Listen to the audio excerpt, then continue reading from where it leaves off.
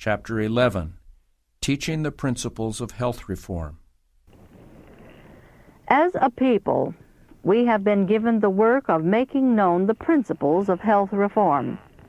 There are some who think that the question of diet is not of sufficient importance to be included in their evangelistic work, but such make a great mistake.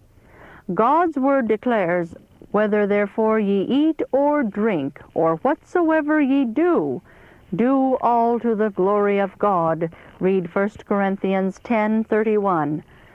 The subject of temperance in all its bearings has an important place in the work of salvation. In connection with our city missions, there should be suitable rooms where those in whom an interest has been awakened can be gathered for instruction. This necessary work is not to be carried on in such a meager way that an unfavorable impression will be made on the minds of the people.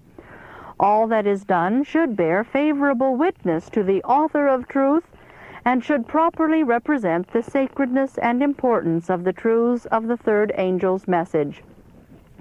Cooking schools are to be held. The people are to be taught how to prepare wholesome food. They are to be shown the need of discarding unhealthful foods, but we should never advocate a starvation diet. It is possible to have a wholesome, nutritious diet without the use of tea, coffee, and flesh food. The work of teaching the people how to prepare a dietary that is at once wholesome and appetizing is of the utmost importance. The work of health reform is the Lord's means for lessening suffering in our world and for purifying His church.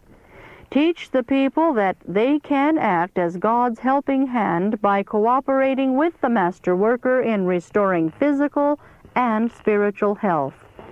This work bears the signature of heaven and will open doors for the entrance of other precious truths. There is room for all to labor who will take hold of this work intelligently. Keep the work of health reform to the front, is the message I am instructed to bear. Show so plainly its value that a widespread need for it will be felt. Abstinence from all hurtful food and drink is the fruit of true religion. He who is thoroughly converted will abandon every injurious habit and appetite. By total abstinence, he will overcome his desire for health-destroying indulgences. I am instructed to say to health reform educators, go forward.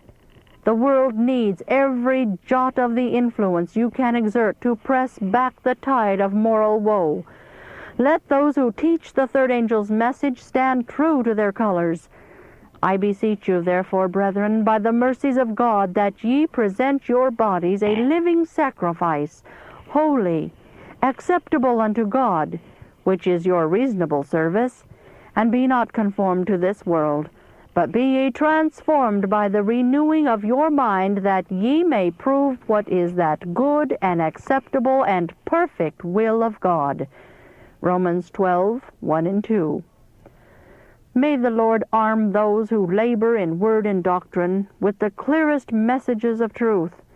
If His workers will give these messages with simplicity, assurance, and all authority, the Lord will work with them.